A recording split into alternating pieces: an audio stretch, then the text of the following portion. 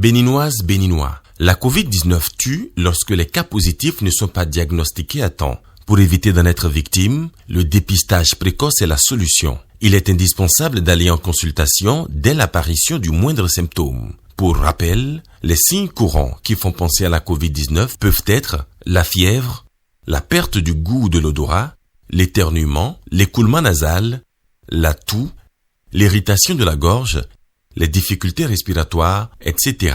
Dès l'apparition de l'un quelconque de ces signes ou de plusieurs à la fois, rendez-vous immédiatement dans l'un des centres de dépistage ouverts sur toute l'étendue du territoire national ou dans un centre de santé ou appelez le numéro vert 136.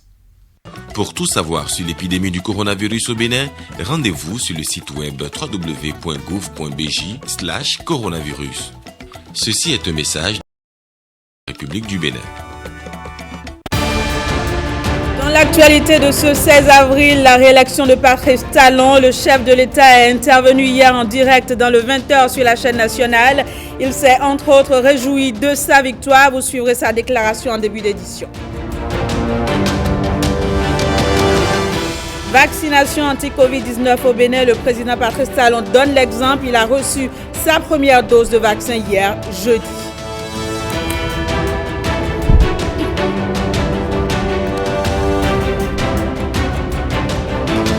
Et puis, le ministre de l'Agriculture et le président de l'interprofession du coton ont donné un point de presse conjoint. Ils ont fait le point de la saison agricole en matière de coton.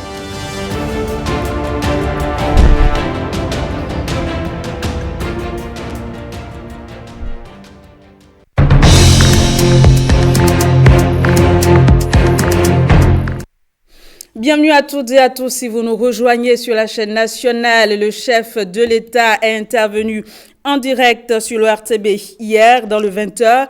Patrice Talon s'est entre autres réjoui de sa victoire à l'élection présidentielle. Il est également revenu sur les défis des 5 années à venir. On l'écoute.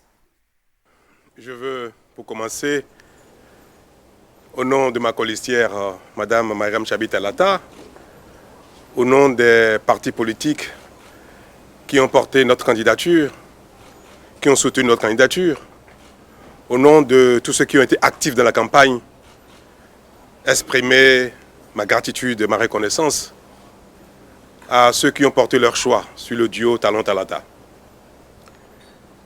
Je voudrais leur exprimer sincèrement notre reconnaissance pour avoir donné un sens à notre projet, pour avoir cru à notre projet et donner au duo cette victoire si belle. Je voudrais aussi dire merci, féliciter les autres concurrents. Je veux citer M. Alassane Soumanou et son colistier M. Paul Humpé, M. Corentin Korhoué et son colistier Agossa pour leur parcours, pour leur sens de patriotisme et de démocratie, et les saluer pour cela et dire combien le peuple béninois, à travers ces élections qui sont passées de manière relativement pacifique, que le peuple béninois est fier de ses acteurs politiques et notamment de ses candidats. En tout cas, c'est mon sentiment. Parce que, en dépit des circonstances dans lesquelles elles se sont passées, les menaces, les intoxications que nous avons connues, que nous avons vues, les violences auxquelles nous avons assisté, malgré tout cela, plus de la moitié des électeurs sont sortis, sont allés aux urnes et ont exprimé leur choix. C'est quelque chose qu'il faut souligner et qu'il faut saluer. Et pour cela, je voudrais remercier mes compatriotes, les uns les autres, quelle que soit l'opinion, quels que soient les bords politiques de chacun, et dire qu'ensemble, nous venons de passer une étape majeure dans notre histoire. Parce que depuis 5 ans, nous avons entamé des réformes difficiles. Des réformes qui ont mis à l'épreuve les uns les autres. Nous avons, année après année, jusqu'à ces élections-ci, montré combien nous tenons à avancer, à ne pas faire du immobilisme, à ne pas nous accrocher à nos acquis, parce qu'ils ne nous ont pas permis de nous développer, de satisfaire nos attentes, nos besoins depuis fort longtemps. ne pas s'asseoir sur nos acquis de fonctionnement, de démocratie, de liberté, d'engagement, et voir en nous ce qui peut nous permettre de passer ce cap-là. Enfin de renouer avec le progrès. Le développement est quelque chose qui, pour moi, est à l'honneur de nous tous. Ce que nous avons fait ensemble est de notre mérite commun à nous tous. Et le vote que nos concitoyens viennent de faire, ce vote-là est pour moi le signal d'une adhésion à notre effort commun. Et le signal qu'ensemble nous pouvons aller encore beaucoup plus loin. Et c'est bien pour cela donc je viens de dire tout à l'heure, je voudrais adresser ma reconnaissance, ma fierté à tous les Béninois et dire que maintenant les élections sont terminées. Et que c'est ensemble que nous allons construire notre pays dans la concorde, dans l'unité nationale, dans la paix et dans la sécurité. Et c'est pour cela que je voudrais, en ce jour si mémorable où une nouvelle dynamique va s'installer, à la suite de ce qui est en cours, dire que ce qui s'est passé est fort regrettable et que nous n'avons pas le droit de le banaliser, même si nous sommes prêts à aller au-delà. Et qu'il va falloir les uns et les autres faire ce qu'il faut pour que cela ne se répète plus jamais. Ça devient un peu récurrent. Et nous nous amusons à ce jeu-là qui est dangereux pour la nation, pour notre unité, pour notre intégrité individuelle et pour l'intégrité de toute la nation. Je saisis l'occasion de mon adresse à mes concitoyens pour saluer notre comportement aux élections, de la majorité, pour aussi dénoncer et reprocher à ceux qui s'amusent à ce jeu que c'est effectivement très dangereux et que nous ne laisserons plus faire. Et que ceux qui ont été auteurs ou instigateurs de ce genre de choses vont devoir en répondre. C'est bien de prôner la concorde, la bonne ambiance, le bon vivre ensemble, mais il faudra aussi parfois mettre le doigt sur ce qui ne va pas et agir de sorte que ça ne se répète pas ou bien que ça ne devient pas quelque chose d'habituel. Nous allons tenir compte de cela et nous mettre tous ensemble avec les uns et les autres pour construire notre pays, construire le développement collectif, construire le bien-être individuel. Maintenant, nous sommes capables de le faire. Nous avons, en 5 ans, démontré que le Bénin est un grand peuple. Nous venons de loin et nous irons très loin. Maintenant, chacun devra voir les effets de notre effort commun dans sa maison, dans son bien-être personnel. Et cela peut paraître immense, mais pour moi, ce sera aisé, ce sera facile. Parce que maintenant, on sait faire. Maintenant, nous avons vu que nous avons la capacité, nous avons la rigueur qu'il faut, le sérieux qu'il faut pour satisfaire nos attentes, les unes après les autres. Et pour finir, je voudrais adresser tout particulièrement un message de fierté à Madame Tchabi Talata, qui, pendant cette campagne-ci, a pu révéler aux uns et aux autres, au Bénin tout entier, que nous avons eu tort d'avoir mis à l'écart, semble-t-il, un peu trop longtemps, notre moitié, la moitié de chacun, la moitié du Bénin tout entier. Et je voudrais lui adresser mes félicitations, mon admiration, et dire que les 5 ans qui arrivent vont la révéler davantage. C'est mon espoir.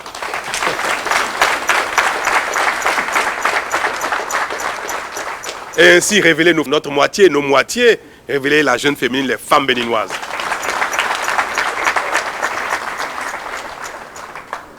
Et finir par remercier également les médias, la presse nationale et internationale pour leur professionnalisme. Notre développement ne dépend pas de ceux qui nous regardent de loin, de ceux qui ne comprennent rien à ce que nous faisons, ou bien alors de ceux qui s'offusquent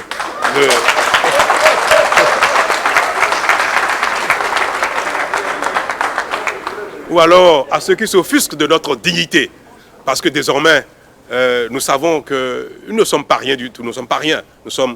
Les Béninois sont respectables, ils ont une dignité. Et ça, vous y vont. Je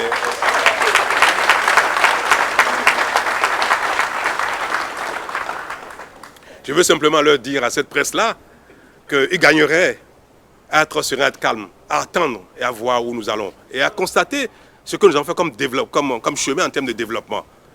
Et même si ils peuvent nous juger par rapport à leurs références personnelles, je suppose qu'ils ont de bonne foi, le professionnalisme requiert qu'on regarde ce qui se passe chez celui qu'on observe avant de porter un jugement. C'est trop facile. Mais nous prenons pas mal tout ce qui se dit. Pour nous, c'est de nature à nous galvaniser, à nous regarder davantage, à voir s'il y a une part de raison, une part de vérité, une part de série de ce qui est dit. Et si, quand on le constate, nous corrigeons chaque fois. Pour ma part, pour finir, puisque tout à l'heure j'ai exhorté mes concitoyens à œuvrer ensemble pour le développement commun, pour ma part, dans cette exhortation, je donnerai le meilleur de moi-même, davantage.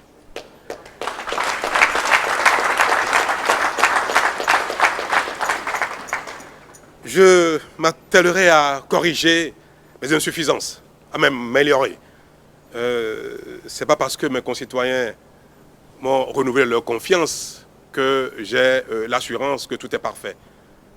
Je m'emploierai à améliorer ma façon de gérer, ma façon de conduire l'équipe qui a été en place, qui est en place et qui sera en place. Et je suis convaincu, je vais œuvrer pour cela, je suis convaincu que le Bénin, sous peu, va être un très grand pays, un pays respectable, un pays de développement, un pays d'émergence, un pays de bien-être. Vous savez, le développement, c'est d'abord le bien-être individuel. Et ça commence par le bien-être collectif. Il faut que ce qui est nécessaire à la collectivité, pour que chacun, dans ce qu'il sait faire, dans ce qui est de ses capacités intrinsèques, puisse se développer, s'épanouir à partir de là. Nous sommes attaqués à notre bien-être collectif, à tout ce qui est nécessaire à notre développement collectif. Les infrastructures, les réformes par rapport à nos comportements, l'administration, les routes, l'eau, l'électricité, les ingrédients nécessaires au développement. Et nous avons pendant la campagne dit combien ce que nous avons fait peut nous permettre maintenant de nous attarder, de mettre l'accent sur ce qui va impacter chacun individuellement. Nous en avons les moyens, nous savons le faire, nous avons maintenant la volonté. Et nous allons passer les 5 années à venir à travailler dans ce sens, afin que chacun ne se contente pas seulement de voir que le pays globalement progresse, que globalement le pays est beau, propre, que ça fonctionne mieux, mais que chacun, chez lui, dans son être individuel, commence à voir davantage les effets du développement. Je ne vais pas me retirer sans adresser un message de fierté et de reconnaissance à l'endroit des forces de sécurité et de défense qui ont été formidables, professionnels. Ils ont géré la situation que tout le monde connaît. Et ils nous ont permis de tenir l'élection sur presque toute l'étendue du territoire national. Ils ont du mérite. C'est des héros. Je suis allé rendre visite à ceux d'entre eux qui ont été blessés. Et à nouveau, je veux leur dire que la nation leur est reconnaissante. Que la nation fera tout ce qu'il faut pour leur apporter les soins nécessaires, quel que soit le prix, afin que nul ne garde des séquelles trop longtemps. S'ils n'avaient pas été suffisamment protégés, parce qu'ils sont allés sur le terrain avec des gilets pare-balles, avec des casques, si ce n'était pas le cas, on aurait décompté beaucoup de morts parmi eux. Mais les moyens de protection leur ont permis d'échapper à la mort. Beaucoup sont blessés, gravement, mais nous sommes certains qu'ils s'en sortiront tous. Ces héros-là, je voudrais avec vous les saluer. Merci.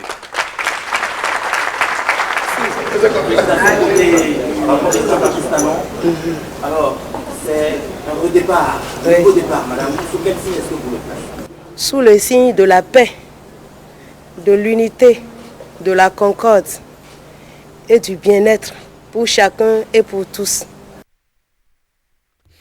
Et parlant toujours de la présidentielle, les résultats provisoires proclamés par la Cour constitutionnelle confirment que le duo Talon-Talata est en tête. Si après les éventuels recours, ce duo est confirmé, il devra donc diriger le Bénin pendant 5 années. Mais qui est Patrice Talon? À qui les Béninois confient-ils désormais à nouveau la gestion de ce pays? Et quel est le parcours de sa colistière? Élément de réponse avec Lénaïque Agbazaou. On regarde ensemble. Talon-Talata, c'est le duo présidentiel qui a la lourde charge de présider aux destinées du Bénin pour les 5 prochaines années. C'est un tandem symbole d'expérience politique, de rigueur et de pugnacité. Patrice Talon, première fortune du Bénin et président de la République depuis le 6 avril 2016, est appelé à succéder à lui-même. Il se définit comme un compétiteur né et est un homme de défis et de challenge. En un quinquennat, Patrice Talon aura opéré le miracle, celui de faire passer le Bénin dans le classement de la Banque mondiale de pays à revenus faibles à pays à revenus intermédiaires. Une prouesse inédite qui a eu pour béquille de sérieuses et profondes réformes, lesquelles réformes ont aussi permis de lutter contre la corruption et ont favorisé la construction d'infrastructures modernes, durables et de qualité, telles les routes, les stades et les marchés, pour ne citer que celles-là. Le nouveau départ promis au peuple béninois à sa prestation de serment a fait le lit à une gestion hygiénique des affaires publiques et à la restauration de l'autorité de l'État. Né le 1er mai 1958 à Ouida, ce fils de cheminot qui a fait fortune dans la filière des intrants agricoles et de l'engrenage du coton aura réussi là où tous ses aînés et prédécesseurs ont échoué. Son style singulier de management, son élégance, sa verve et son franc-parler ont bonifié l'image du Bénin à l'international. De la disponibilité permanente de l'énergie électrique à l'alimentation des zones rurales en eau potable, en passant par le programme des cantines scolaires, Patrice Talon a à son actif un bilan élogieux. Et c'est ce capital que va désormais consolider à ses côtés la future vice-présidente de la République du Bénin, Mariam Chabi Talata Zimé, l'actuelle vice-présidente de l'Assemblée nationale et ancienne conseillère municipale de Parakou, née le 7 juillet 1963. Cette Amazone politique, qui fait montre d'une efficacité dans la discrétion, sera la touche féminine dans l'orientation du nouveau gouvernail du Bénin. La brillante enseignante de philosophie, devenue par la suite inspectrice de l'enseignement secondaire, va désormais mettre son expérience de femme engagée au service du rayonnement de son pays. Avec le tandem Talon-Talata, le Bénin s'apprête à arpenter un nouveau virage de son développement. Les Béninois l'ont vu à l'œuvre pendant 5 ans et décident à nouveau de lui faire confiance. Mais quelle sera la feuille de route de Patrice Talon au cours du prochain quinquennat? On reste avec Lénaïque Agbazaou. Il nous donne ici un aperçu à travers ce télémo. Le développement, ça y est, c'est le slogan de campagne de Patrice Talon, à qui le peuple béninois vient de renouveler sa confiance.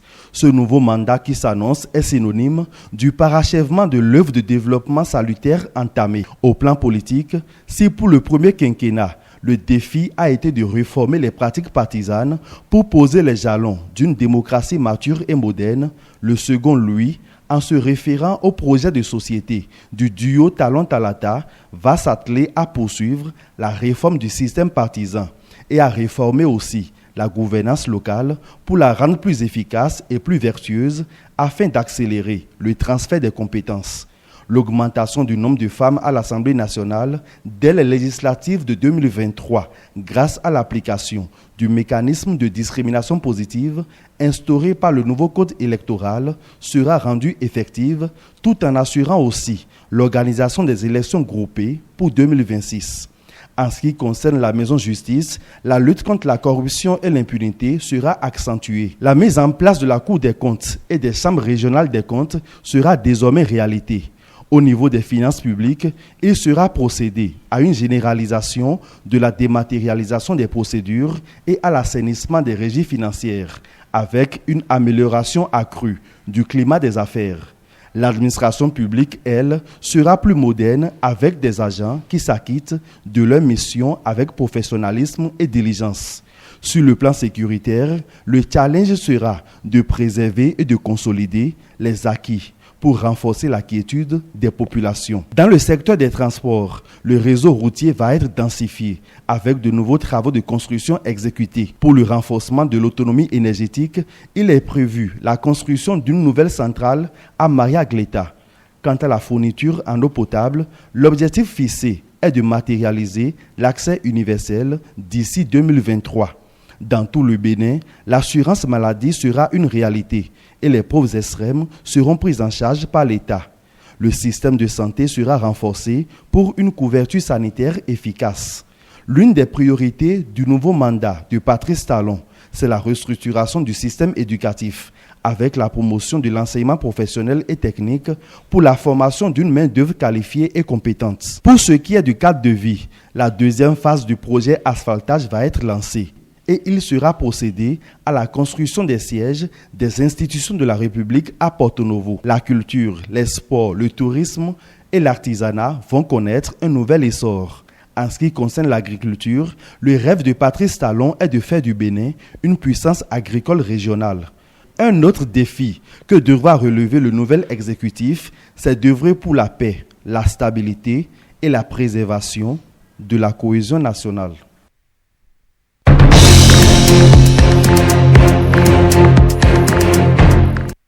Tout autre sujet à présent, lutte contre le coronavirus au Bénin. Le président Patrice Talon donne l'exemple. Il s'est fait vacciner ce jeudi. On fait le point avec Jérôme Hongbo et Mohamed Bio.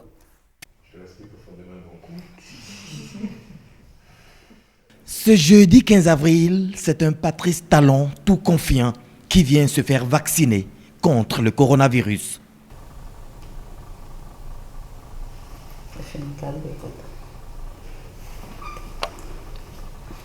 L'opération, c'est la campagne de vaccination lancée à l'endroit des groupes ciblés. Nous avons commencé la campagne de vaccination contre la Covid-19 et comme vous le savez, je me suis vacciné au lancement. Là, le chef de l'État vient de se faire vacciner également. C'est pour vraiment lancer un appel à toute la population, notamment les groupes ciblés, c'est-à-dire les agents de santé, les personnes âgées de plus de 60 ans et les personnes porteuses de comorbidité, que les vaccins ont été amenés d'abord à cause d'eux, pour qu'elles puissent se préserver contre cette maladie. Et je voudrais les inviter donc à sortir massivement pour se faire vacciner contre la Covid-19. Le bénéfice qu'on tire de cette vaccination est largement supérieur au risque éventuel. Et je voudrais également souligner le fait que tous les médicaments, même le plus simple, notre paracétamol, n'est pas sans risque, n'est pas sans effet secondaire. Donc tout ce que nous sommes en train de dire par rapport aux effets secondaires potentiels de la vaccination sont des effets en fait qui sont prévisibles ou bien qui peuvent survenir. Je voudrais les rassurer sur ce point et leur dire que les dispositions sont également prises pour qu'en cas d'incident ou en cas d'événement indésirable, qu'on puisse les prendre totalement en charge. Donc c'est un appel vraiment à l'ensemble de ces cibles que nous avons identifiées pour bénéficier des premières doses de vaccin. Les agents de santé, les personnes âgées de plus de 60 ans et celles porteuses de comorbidité sont ainsi appelées à suivre cet exemple donné par le président de la République afin de se préserver contre cette maladie. Je vous le disais en titre, le ministre de l'Agriculture et le président de l'interprofession du coton ont donné un point de presse conjoint à Cotonou, c'était hier. Il était question du bilan de la saison agricole dans la filière cotonnière. Le point avec Ghislain Pouga et Pétroni Lokossou. À la prise du pouvoir par le président Talon en 2016, le Bénin n'avait produit que 269 000 tonnes de coton. Un an après, nous sommes passés à 452 000 tonnes. L'année d'après, 598 000 tonnes. L'année d'après, nous sommes passés à 678 000 tonnes pour nous installer comme premier producteur d'Afrique. Un an plus tard, nous avons battu le même record en faisant 714 714 tonnes. Mieux, sur la campagne passée, nous avons eu à emblaver 658 000 hectares. C'est que cette année, nous avons fait moins. La campagne pluviométrique, cette année, s'est caractérisée par un retard dans l'installation des pluies. Malgré cela, nous avons encore aujourd'hui battu notre propre record à 728 000 tonnes. Les flux financiers engendrés par ce volume de production sont les suivants. Au producteur, il a été payé globalement 101 milliards 530 millions de francs. Car la valeur du produit vendu est de 99 milliards 525. Les frais de tenue de marché aux organisations de producteurs pour la commercialisation s'élèvent à 1 milliard 451 millions. Et puis les frais de gestion des intrants versés aux OP, 552 millions 909 000 francs. Quand nous voyons les transporteurs de coton graines, de fibres de coton et autres produits dérivés, ils ont gagné 30 milliards 477 millions. Les recettes douanières liées à cette production sont de l'ordre de 8 milliards 035 millions. Les acteurs portuaires, ils ont gagné 10 milliards 392 millions. Les collectivités locales prennent sur le coton des taxes de développement local, bien entendu, 2 francs par kilo. Cela a permis de verser aux collectivités 1 milliard 451 millions. Les banquiers ont gagné sur ce flux 9 milliards 642 millions, tandis que les assureurs 1 milliard 281 millions. Les saisonniers de nos usines ont eu à gagner 2 milliards 668 millions de francs. Les impôts et taxes payés à l'État s'élèvent à 14 milliards 78 millions, soit un total de plus de 179 milliards d'effets induits sans même les intrants. Ces niveaux de recettes par divers acteurs impliqués dans la filière montrent à satiété que cette filière se porte assez bien. Les producteurs ont joué leur partition. Ils ont eu des exigences à notre endroit, à l'endroit de l'interprofession, à savoir leur fournir, n'est-ce pas, des intrants de qualité à temps réel, leur fournir également l'encadrement qu'il faut et, troisièmement, n'est-ce pas, leur donner des prix rémunérateurs qui leur permettraient, toutes choses permettant, n'est-ce pas, aux producteurs d'être en confiance et de se projeter dans le temps sur des revenus relativement bons. Et je voudrais vraiment saluer la volonté et surtout la détermination de tous ces producteurs et des égrégeurs également qui ont régulièrement enlevé et payé, n'est-ce pas, le coton graine produit par les producteurs et la filière l'interprofession qui a régulièrement payé les producteurs, toutes choses qui aujourd'hui contribuent à donner cette image positive que nous avons aussi bien sur le plan national que sur le plan international. Il ne sert à rien pour nous de produire ce coton qui est un produit de coton qui est l'or blanc et l'exporter entièrement.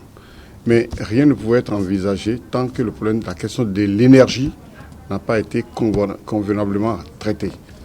Vous avez pu constater depuis l'avènement du gouvernement de la rupture que des efforts ont été faits pour porter, n'est-ce pas, la qualité et la quantité de l'énergie, de production d'énergie au Bénin à un niveau qui aujourd'hui permet de rassurer les investisseurs étrangers sur, disons, la disponibilité de cette énergie en quantité, en qualité et surtout en prix. Voilà, ce sera tout pour ce 13h. Merci à la rédaction, merci à toute l'équipe technique et surtout merci à vous de nous avoir suivis. Au revoir et à demain.